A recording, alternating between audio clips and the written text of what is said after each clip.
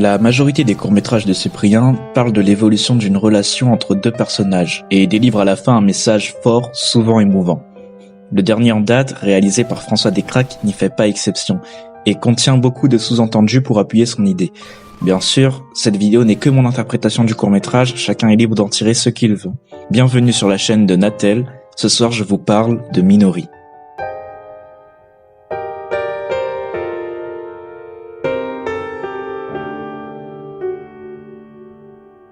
Avant même de regarder l'œuvre, le titre nous informe sur le thème. Minori est un prénom japonais ayant plusieurs significations selon son écriture. L'une d'elles est « être complet ». Pour faire passer sa vision de ce qu'est être complet, le scénariste s'est servi selon moi d'une structure d'histoire basée sur le cycle de vie d'un cerisier en fleurs. Je m'explique. Sur plusieurs plans, on peut observer des cerisiers en fleurs dominant les personnages. Ces cerisiers ont une puissante symbolique au pays du soleil levant. Ils sont éphémères.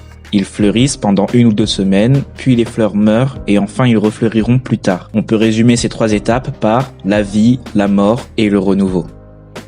Et c'est en passant par ces 3 étapes que nous allons analyser le cours. Tout d'abord, la vie.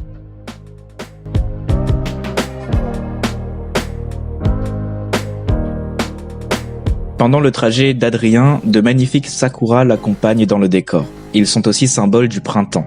Minori signifie aussi automne. Ce sont 2 saisons complètement opposées. Aussi opposées que les 2 personnages principaux, Adrien et Minori. En effet, le jeune homme est extraverti et sûr de lui, tandis que la jeune femme est timide et stressée.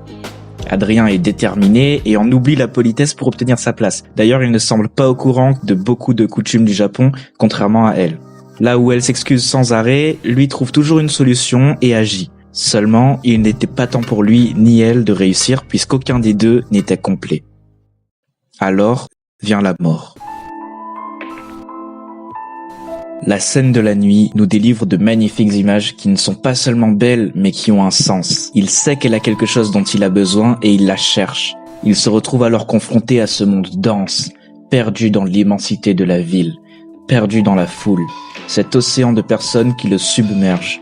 Il parcourt Tokyo en vain, pense à cette porte de son avenir qui se referme. Il est comme dans un tunnel sans fin. Son espoir s'effondre, les pétales tombent, c'est la mort.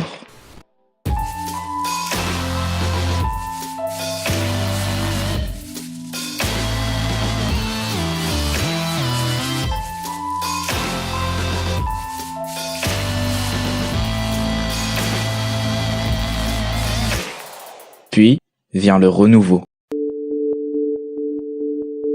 C'est un nouveau soleil qui se lève sur un nouvel espoir. Adrien retrouve Minori, mais va comprendre bien vite que ce n'était pas ses dessins qu'il devait trouver.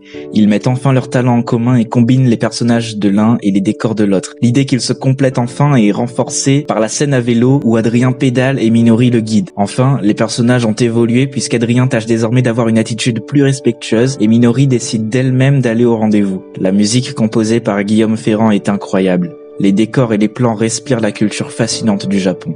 Merci à Cyprien qui nous livre sa perception de ce qu'est être complet, que l'on pourrait résumer par cette citation de la célèbre écrivaine George Sand « La vie ne se complète que quand on est 2 ».